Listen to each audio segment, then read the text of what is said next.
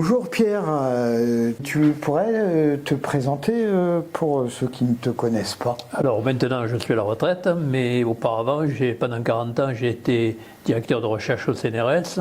J'étais spécialiste de l'écologie et de l'éthologie des oiseaux et mammifères antarctiques, mais j'ai été aussi directeur d'un laboratoire CNRS d'écologie des animaux sauvages. Et puis, je me suis intéressé parallèlement, je raconterai peut-être à l'occasion, aux loups, puis aux chiens. Et donc, c'est sur ça, évidemment, que je vais vous parler. Ouais. Et alors, tu t'es particulièrement intéressé aux liens qui relient les chiens aux loups. Tu pourrais nous expliquer pourquoi? Ben, en réalité, en approfondissant l'histoire du chien et du loup, et je me suis rendu compte d'une part que maintenant, depuis une vingtaine d'années, on est sûr que tous les chiens, sans exception, toutes les races dérivent du loup, ce qui n'était pas du tout évident avant, qui d'ailleurs, même les plus grands biologistes comme Charles Darwin ou Konrad Lorenz pensaient que ce n'était pas possible, que c'était en réalité, il y avait certaines races qui venaient du renard, d'autres qui venaient du chien, enfin du loup, et d'autres différentes espèces de canidés. En réalité, c'est le loup, maintenant on le sait par l'ADN, c'est le loup qui est à l'origine de tout. Et deuxième surprise, c'est qu'en réalité, le loup, il est très proche du chien, beaucoup plus que ce qu'on croyait. Et ça, c'était pas évident, parce qu'il y a des chiens qui sont complètement différents de loups, chihuahua, des trucs comme ça. Bon, on se demande comment ça a pu venir de ça. Et même, c'est surprenant, parce qu'on a appris que, par exemple, des chiens comme le chihuahua, le pékinois, c'est très proche du loup, alors que le berger allemand, c'est assez éloigné, parce que c'est des bergers, c'est des chiens au départ assez domestiqués, qui ont été recroisés avec des loups pour leur donner un peu plus de mordant, et qui ont créé une nouvelle race. Donc en réalité, on a l'impression que le berger allemand c'est très proche du loup, mais pas du tout, il est assez éloigné. Donc ça a permis de comprendre, de remettre les choses en place et d'avoir quelque chose d'objectif, parce qu'avant on n'avait que la morphologie. Oui. Et c'est tellement différent, les chiens entre eux, qu'on s'imaginait donc que c'était plusieurs espèces de canidés qui avaient donné ça, et puis d'autre part, on ne pensait pas que ça se soit fait aussi rapidement. Mais ceci dit, troisième surprise, c'est que le chien en réalité a été créé très très très tôt, c'est-à-dire maintenant on en est au départ. Moi, quand j'étais gamin, quand je commençais à m'intéresser à ça, on disait 8-10 000 ans, et puis après on a dit 10-20 000 ans, et maintenant on est à 35 000 ans. Et je pense qu'on va s'arrêter là, parce qu'on a trouvé des traces en paléontologie, des animaux fossiles, etc., des ancêtres des loups, des chiens, pardon. Et donc on est maintenant, je pense, 35 000 ans, ça va être bon. Et donc, vous vous rendez compte que c'est 25 000 ans avant qu'on passe du statut de la fonction de chasseur-cueilleur à la fonction d'agriculteur. On sait, l'espèce humaine s'est fixée et a arrêté d'être un nomade il y a 10 000 ans seulement. Ouais. Donc, c'est 25 000 ans avant qu'on a domestiqué le chien, enfin qu'on a créé le chien à partir du loup. Et en réalité, bon, maintenant on le sait, c'est pas très compliqué d'arriver à modifier un animal. Tous les éleveurs font ça. D'ailleurs, c'est comme ça que Charles Darwin a mis en place, a compris l'histoire de l'évolution, de la modification des animaux, de l'un à l'autre, comment ils ont fait pour passer de l'un à l'autre, comment on a fait pour partir. Et pour partir, par exemple, nous, on était un primate au départ, on est maintenant une espèce à part. Bon, eh bien le chien, c'est pareil, mais ça a été fait par l'homme uniquement. C'est-à-dire qu'on avait au départ un loup, l'homme préhistorique, quand il est parti d'Afrique et qu'il est arrivé en Europe, il a commencé à chasser avec des loups, il a récupéré des jeunes loups, sans doute dans leur tanière, et puis il s'est aperçu que les loups s'associaient, participaient, prenaient part à la famille, et qui devenaient des aides tellement utiles, parce qu'un loup, ça voit mieux qu'un homme, ça entend mieux qu'un homme, ça court 2 fois plus vite, surtout ça sent, c'est-à-dire que sans voir la proie, il arrive à la pister. Donc c'était tellement utile, et comme à cette époque, pendant 300 000 ans, on a été des chasseurs-cueilleurs. Donc on était des chasseurs. Et donc c'était le gibier qui comptait. Et donc un animal, on a fait des études, enfin il y a des chercheurs qui ont fait des études sur des dernières tribus primitives de chasseurs-cueilleurs qui existent encore. On s'est aperçu que quand on a un chien, quand le chasseur a un chien, il a 3 fois plus de gibier, il attrape 3 fois plus de gibier que quand il est tout seul. Donc c'est un impact formidable. Donc quand on est arrivé en Europe, on a pris d'abord des loups, et puis alors pourquoi on est arrivé à faire le chien? Ben parce que le loup, ça c'est pas très connu, même des spécialistes et des vétérinaires, c'est que le loup en réalité, et les chiens loups qui sont très proches les chiens qui sont très proches, qui ont été recroisés avec des loups, comme les chiens loups de Tchécoslovaque par exemple, ou les sarlos, eh bien ces chiens-là, ils ont un problème, c'est-à-dire que quand ils sont très proches du loup, donc un loup, quand il approche de l'hiver, il cherche à former des couples. Dans la meute, il n'y a qu'un couple qui arrive à se reproduire, qui est dominant et qui se reproduit. Donc les jeunes essayent, quand ils commencent à devenir à la maturité sexuelle, d'arriver à la maturité sexuelle, ils essaient de prendre la place de l'un ou bien de s'imposer, enfin ils essayent de monter dans la hiérarchie. Et à ce moment-là, ils deviennent entre eux plus agressifs. Et quand on a un loup à la maison, eh bien, comme ça a été mon cas, je le raconterai ensuite, eh bien, on se retrouve avec un animal qui devient plus agressif à une certaine période de sa vie. Et il y a dû y avoir des accidents, c'est-à-dire qu'il y a dû y avoir des loups. En France, c'est pas connu, mais par contre, aux États-Unis, c'est bien connu, en particulier par les éleveurs, non seulement qui s'occupent de loups, mais même par les éleveurs de chiens-loups. C'est-à-dire qu'ils savent que juste avant l'hiver, enfin au début de l'hiver, il y a un moment où le chien devient plus difficile à tenir. Et là, il y a des accidents. Et or, un loup, ça suffit de quelques coups de dents, ça vous arrache un bras. Donc, c'est un autre monde. Et donc, on a été obligé de faire un sous-loup, si je puis dire, qui est le chien, et qui est une sorte d'animal beaucoup plus facile à vivre, moins agressif, moins de danger d'accident, et donc ça a été le chien. Et après, on est parti de quelques chiens au départ, quelques races différentes, et puis on a multiplié pour avoir des tas de races, pour chacune ayant une fonction différente. Maintenant, on le sait plus, ça. Enfin, pas souvent, parce qu'on s'occupe beaucoup de l'esthétique, mais à l'origine, c'était utilitaire. Oui. Et juste une question subsidiaire qui me vient comme ça, à brûle-pourpoint. Est-ce que toi, tu penses que, puisqu'on a dit 35 000 ans à peu près pour le chien, 10 000 ans pour passer du statut de chasseur-cueilleur au statut d'agriculteur-éleveur, est-ce que c'est pas là qu'il y a eu donc les 10 000 ans, quand on est passé à agriculteur, s'il y a eu une scission dans le sens où à la base on avait la même niche écologique que le loup, et après 10 000 ans en étant agriculteur-éleveur, il y a eu une forme de scission. Tu reprends un peu ma thèse principale, oui. Si je puis dire, là, tu me tends la perche. Je connais par cœur. Hein. C'est-à-dire qu'en réalité, je pense que ce qui nous rapproche, alors là, c'est en réalité, c'est complètement aberrant, personne n'en parle, mais c'est une énormité. C'est-à-dire pourquoi n'a-t-on pas des chimpanzés à la maison et pourquoi a-t-on des chiens?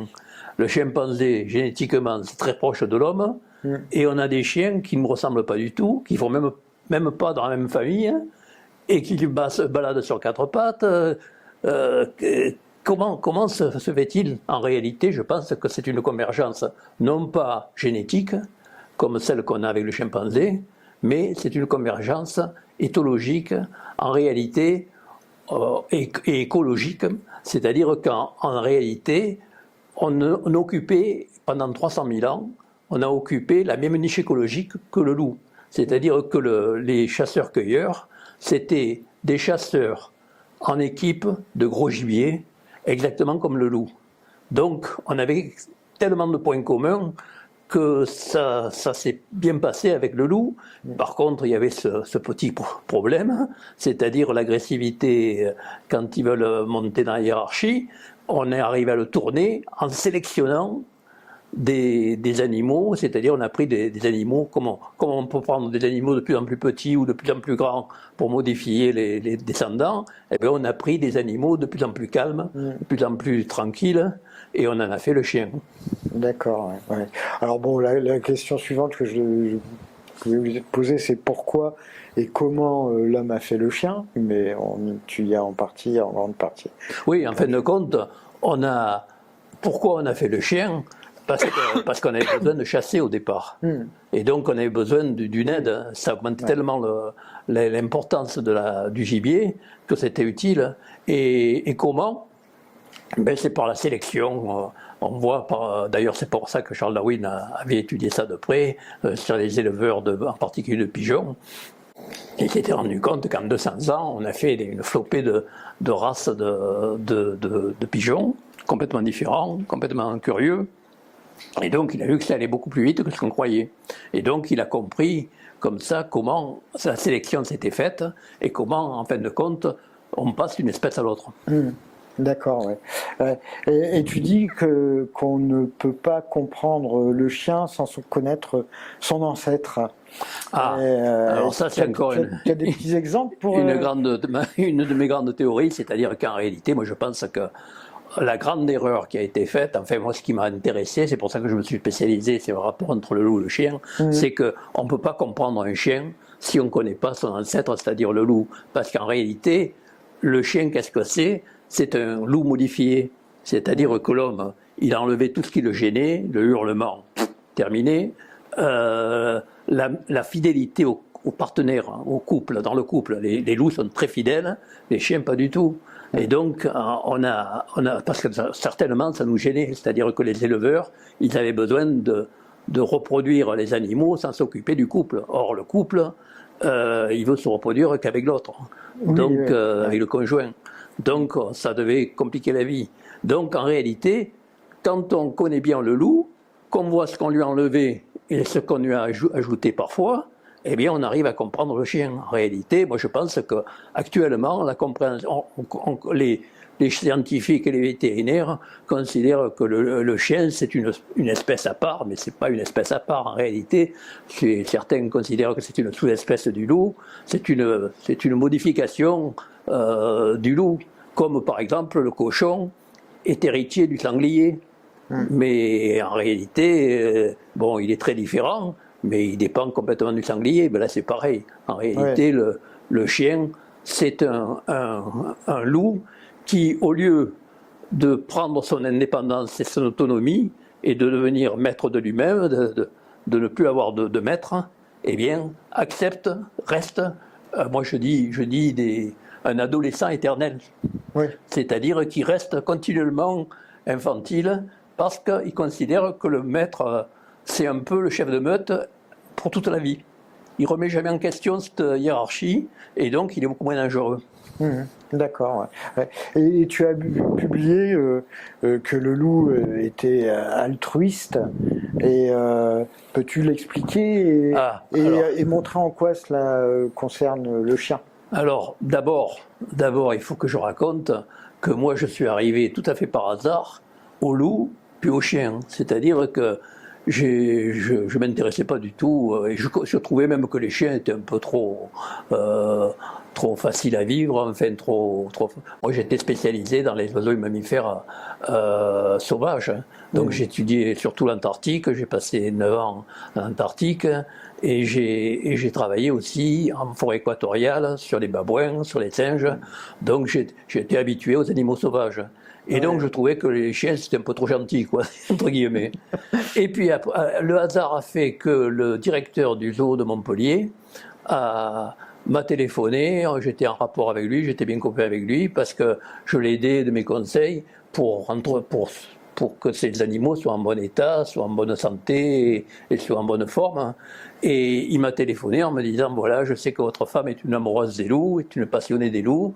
Je viens d'avoir, notre meute vient d'avoir une portée et j'arrive pas à les revendre, à m'en débarrasser par moyen ou autre. Or, je ne peux pas les garder parce que l'enclos est trop petit et je sais que si je le garde, si je garde même un seul, ça va faire des conflits ensuite et donc ils vont tous se battre, donc je ne peux pas faire ça. Donc il faut absolument soit je le pique, soit que je le donne.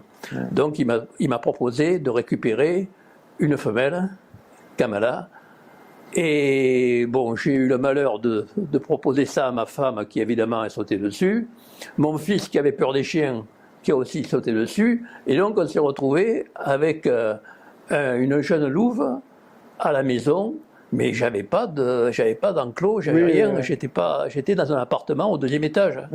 Donc il a fallu d'abord, pendant plusieurs mois, vivre avec. Et puis ensuite, j'étais en train de retaper la maison que j'ai maintenant, et il y avait un grand enclos d'1 hectare autour, qui était avec une grosse clôture enterrée, donc je pensais que j'allais le mettre là, mais au lieu de quelques mois, ça a duré plusieurs années.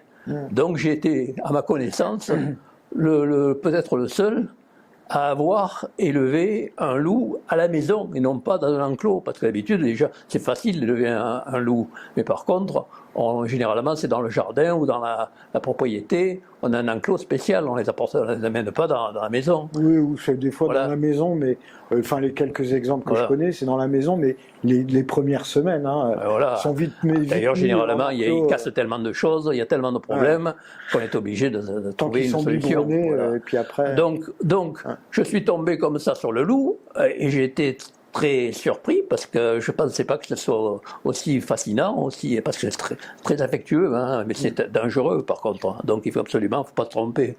Donc je me suis intéressé d'abord au loup, puis j'ai eu cette louve, et puis après j'ai compris en ayant cette louve pourquoi on avait créé des chiens. Parce qu'en réalité c'est trop dangereux un loup.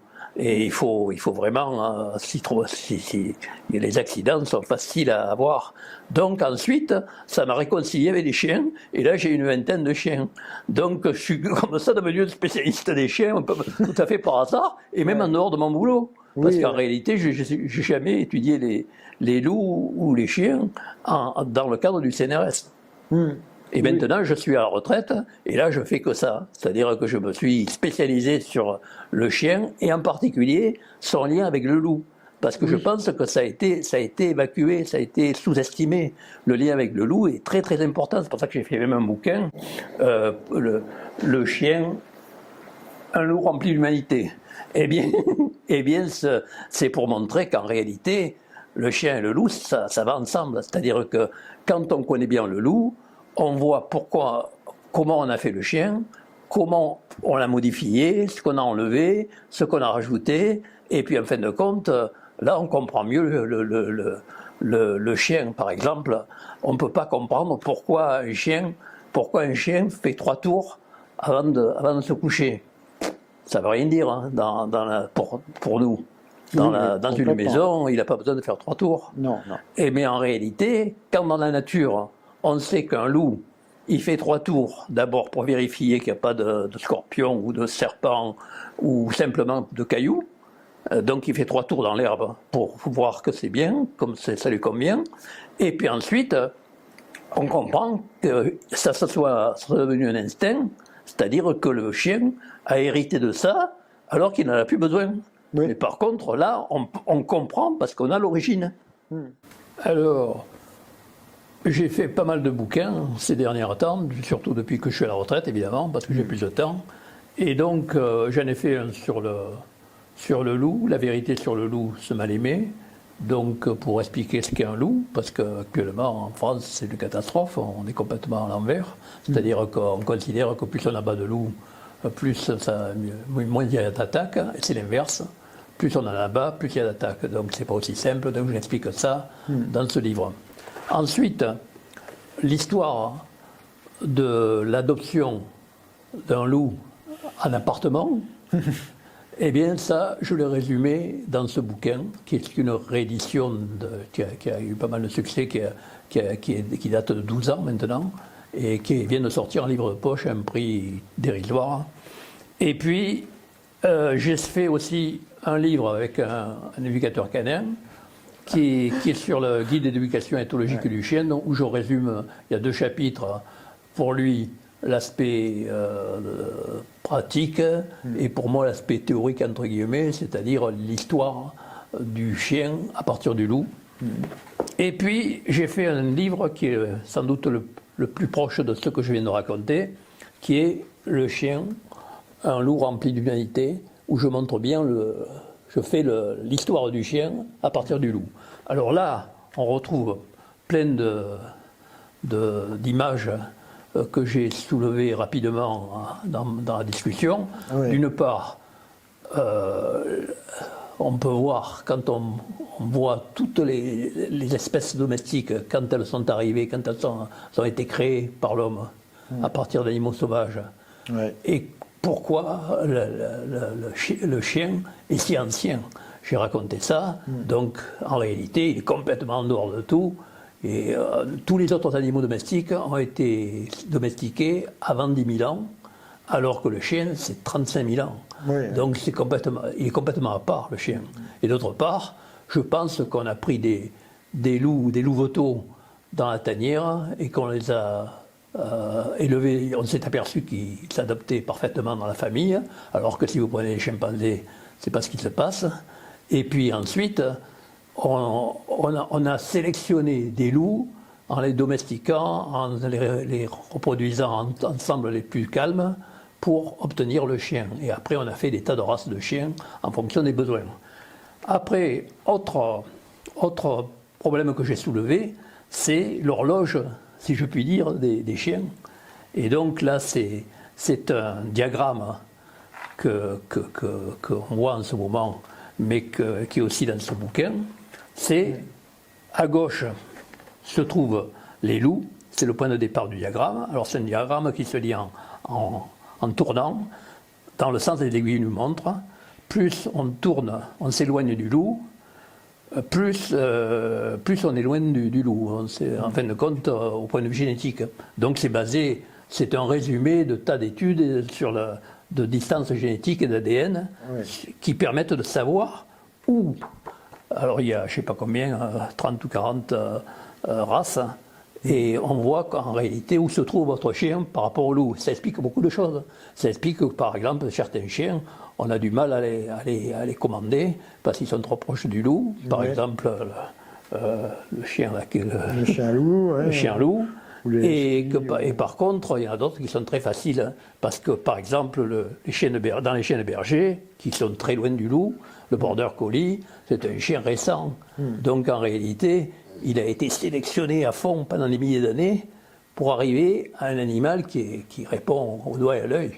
Par contre, si on regarde en partant du loup et qu'on commence le tour, on s'aperçoit que par exemple, dans la catégorie des petits chiens, on a le pékinois et le shih tzu, qui sont des mini-chiens, ouais, qui ont été créés uniquement pour les princesses chinoises, les nobles chinoises, qui le mettaient dans le manchon pour se tenir chaud aux mains.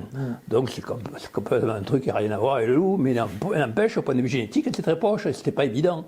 Il n'y a que par l'ADN qu'on peut le savoir, ça. Et par contre, le berger allemand, par exemple, dans les chiens d'utilité, eh bien on le trouve. Et on s'aperçoit qu'en réalité, il est très très loin du loup. Donc c'est curieux, quoi. On aurait supposé, morphologiquement, par l'apparence, que le berger allemand était très proche du loup et que les pékinois étaient vachement loin. Bon. Et puis on voit à l'autre bout, alors presque très récent, on voit que parmi les chiens de berger, qui sont les plus récents, eh bien on a en particulier le border collie, qui est le super chien de berger. Bon, voilà.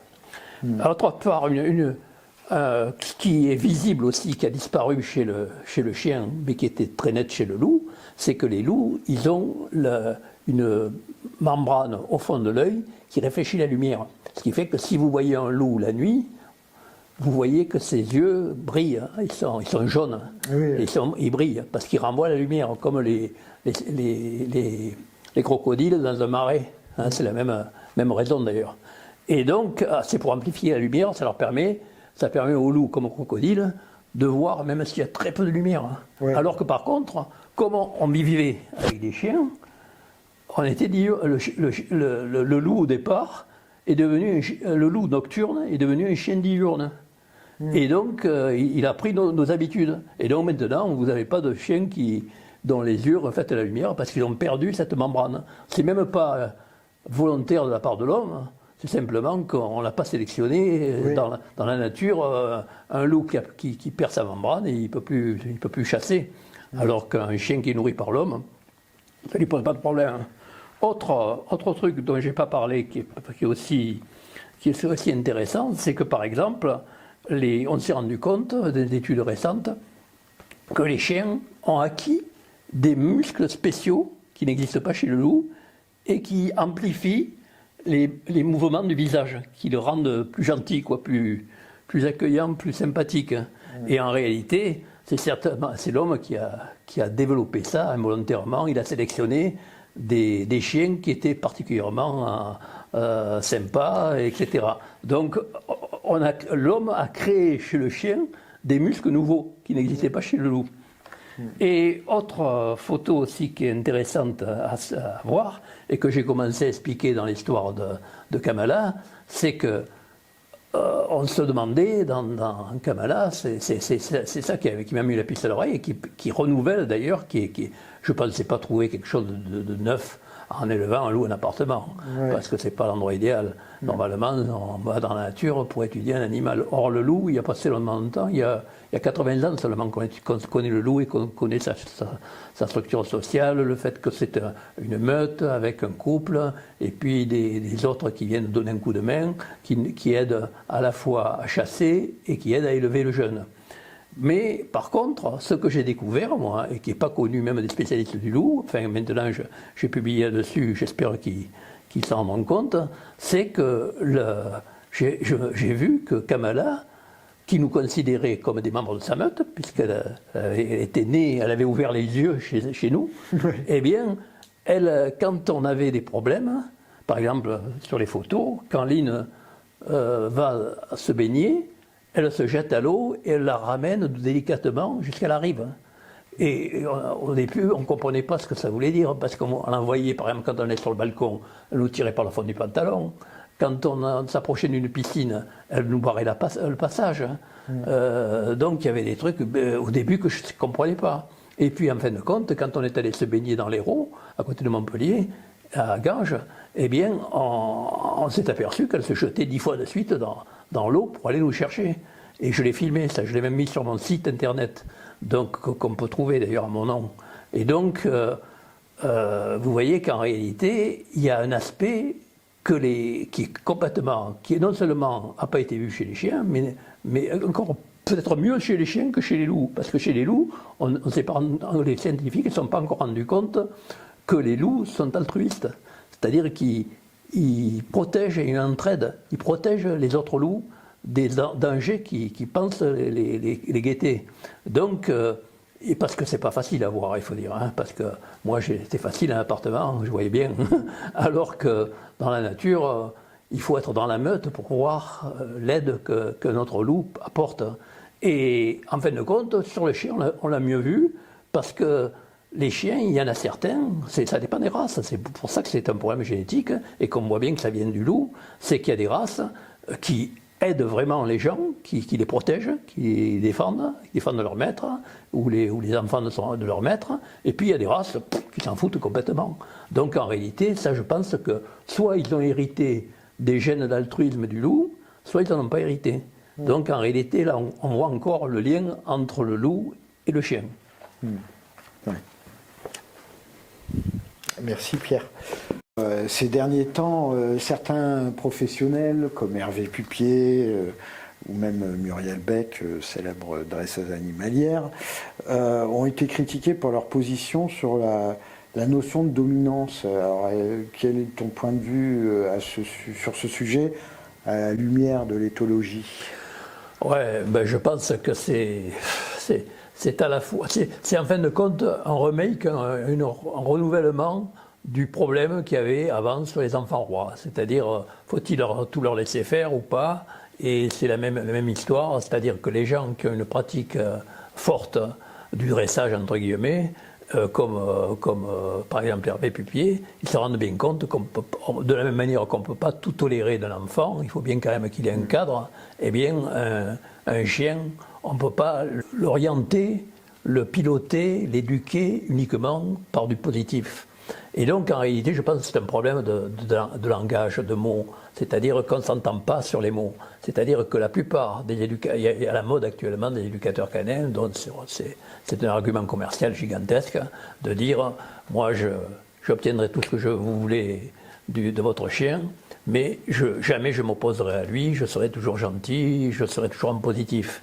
Donc ça paraît tellement séduisant que ça paraît formidable. C'est un peu ce qu'on disait avant avec les enfants, sur lesquels on est revenu, mais qui redevient la mode actuellement encore, bon, qui prouve que ce sont des problèmes récurrents.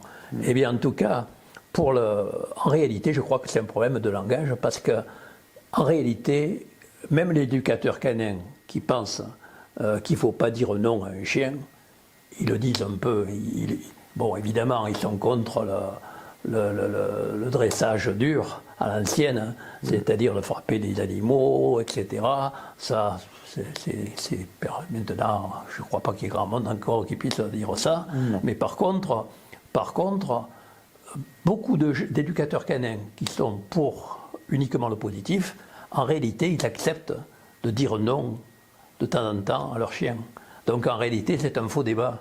C'est-à-dire que entre Hervé Pupier, qui lui le reconnaît ouvertement, et les éducateurs canins qui disent d'éduquer un chien que par du positif, en réalité, il n'y a pas tellement de différence, parce qu'un éducateur canin qui refuse absolument toute négation, il n'y en a pas des tonnes, et souvent ça amène des problèmes.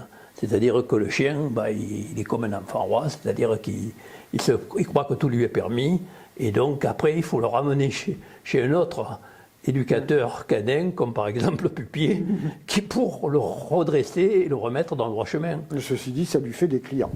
Oui, voilà, ça fait des clients des deux côtés. Parce qu'il y a d'abord la personne qui veut faire que du bien à son animal chéri, et qui prend l'éducateur positif à fond. Et puis après, l'éducateur tempéré, disons, comme Hervé Pupier, qui lui montre au chien que sans le brutaliser, il faut quand même qu'il comprenne qu'il y a des choses qui sont interdites. Voilà. Donc moi je pense que c'est le juste milieu, et que c'est un dialogue de sourds en réalité. C'est qu'ils n'arrivent pas à s'entendre parce qu'ils ne sont pas d'accord avec les principes. Je pense qu'en réalité, que ce soit pour un enfant ou pour un chien, on ne peut pas l'éduquer uniquement qu'avec du positif. Il faut qu'il y ait un peu du négatif, mais ça ne veut pas dire qu'il faut utiliser la cravache et le fouet pour éduquer les enfants ou les chiens. Bien sûr, oui. Merci Pierre.